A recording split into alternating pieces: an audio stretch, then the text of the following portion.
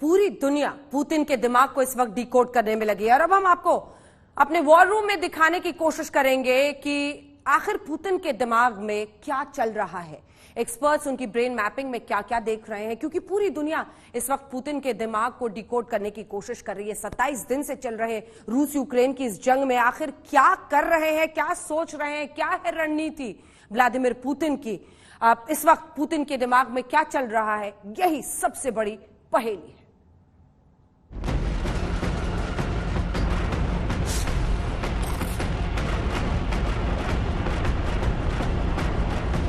Ukraine को लेकर Putin का रुख देखकर जासूसों को टास्क सौंप दिया गया था।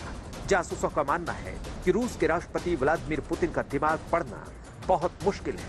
पुतिन के दिमाग में उतरने की कोशिश कर रहे जासूसों को पता है कि यह दुनिया का सबसे मुश्किल टास्क है। यही वजह है कि पुतिन खुद रूस के एक खुफिया एजेंट रहे हैं। सीमित लोगों के दायरे में रहते हैं पुतिन।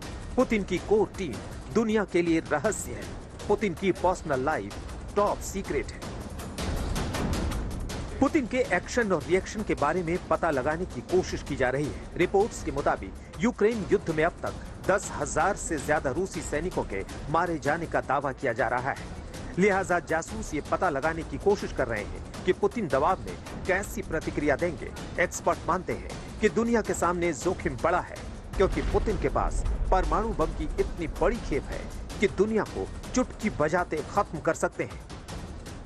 उनको भी कहीं आशंका हो रही है कि कहीं पुतिन सेल्फ डिस्ट्रक्टिव मोड में तो नहीं चले जाएंगे, या उसको यूं कहें कि कहीं ऐसे तो नहीं होगा कि वो जिसको वो कहते हैं कि वो बिल्कुल अपनी मर्यादा, अपने पर्सनल प्रेस्टीज और उसके लिए कोई ऐसा कठोर कदम उठा ले, ऐसा कोई विध्वंसक कदम उठा ले।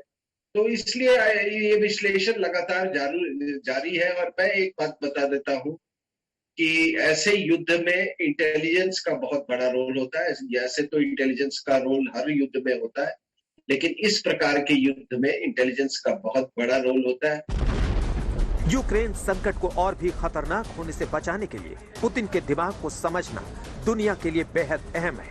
ऐसी अटकलें लगाई जाती रही हैं कि पुतिन बीमार है। हालांकि कई विश्लेषकों का मानना है कि वास्तव में वो अलग थलग पड़ गए हैं और किसी वैकल्पिक विचार की तलाश में है। ये विकल्प परमाणु युद्ध हो सकता है। वैसे पुतिन 24 फरवरी के बाद दुनिया को यही संदेश देते हुए दिखाई दे रहे हैं कि सब कुछ सामान्य है। पुतिन की बॉडी लैंग्वेज में ज्यादा फर्क नहीं है। अब तक जो रिपोर्ट सामने आई है उसके मुताबिक पुतिन काफी दबाव में है। बीते दिनों जब पुतिन फ्रांस के राष्ट्रपति मैक्रो से मिले तो दोनों बड़े आकार वाली मेज के दो सुदूर किनारों पर थे। युद्ध के पहले राष्ट्रीय सुरक्षा टीम के साथ बैठक में भी पुतिन की स्थिति वैसी ही थी। पुतिन की ब्रेन मैपिंग से जुड़ी एक रिपोर्ट खुफिया अफसर के हवाले से छापी गई है। रिपोर्ट के मुताबिक पुतिन की शुरुआती सैन्य योजना केजीबी के किसी अफसर ने तैयार की थी। यूक्रेन पर हमले का पूरा रोड मैप तैयार किया गया। तारीख के हिसाब से आगे की पूरी रणनीति तैयार की गई, लेकिन युद्ध के मैदान में पुतिन का प्लान फेल हो गया। रूसी सैन्य कमांडर युद्ध के लिए तैयार नहीं थे और सैनिक ये जाने बिना सीमा पर चले गए कि वो आखिर करने क्या जा रहे हैं। यानी पुतिन का ऑपरेशन यूक्रेन बहुत सीक्रेट था। पुतिन को प्लान के हिसाब से यूक्रेन में सफलता नहीं मिली, लेकिन अब जासूसों के सामने नई चुनौती है। उनको अब ये पता लगाना होगा कि पुतिन आगे क्या करने वाले हैं, और ऐसा करना कोई आसान काम नहीं है। ब्रिटेन की खुफिया एजेंसी MI6 के पूर्व प्रमुख सर जॉन सॉवर्स ने एक मीडिया इंटरव्यू में पुतिन के दिमाग को लेकर बड़ी बात कही। वहीं the psychology of spies and spying के लेखक एड्रियन हर्नफेम पुतिन के माइंड गेम को लेकर क्या कह रहे हैं, समझिए। वो इस मायने में अपने खुद के प्रोपेगेंडे का शिकार हैं। वो सिर्फ चुनिंदा लोगों को ही सुनते हैं और बाकी लोगों को नजरअंदाज कर देते हैं। इससे उन्हें दुनिया के बारे में अजीब ही विचार मिलते हैं। अमेरिकी खुफिया एजेंसी के टॉप सोर्स के हवाले से छपी खबर चौंकाने वाली है। रूस के राष्ट्रपति पुतिन की टीम बहुत छोटी है। मुट्ठी भर लोगों ने यूक्रेन हमले पर मुहर लगाई। पुतिन के सलाहकार पक्के विश्वास पात्र हैं। सभी सलाहकार पुतिन जैसी सोच वाले और जुनूनी हैं। पुतिन एंड कंपनी परमाणु हमले से पीछे नहीं हटेंगे।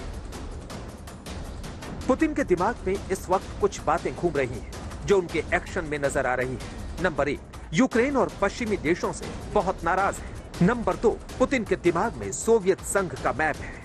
नंबर 3, सोवियत संघ के विघटन को अपमान मानते हैं। नंबर 4, पुतिन विघटन का अब बदला लेना चाहते हैं। नंबर 5, यूक्रेन जीतकर नया वर्ल्ड ऑर्डर स्थापित करना। यूक्रेन पर रूसी हमले के बाद पुतिन बीते शुक्रवार को पहली बार सार्वजनिक तौर पर नजर आए। पुतिन ने मॉस्को के सबसे बड़े लुझनिकी स्टेडियम में हजारों लोगों को संबोधित किया। संदेश यही है कि उनके दिमाग में यही चल रहा है कि जो कहा वही करके दिखाएंगे, यानी यूक्रेन पर कब्जा। मॉस्को से गीता मोहन के साथ राजेश पवार, कीव, यूक्रेन आज तक।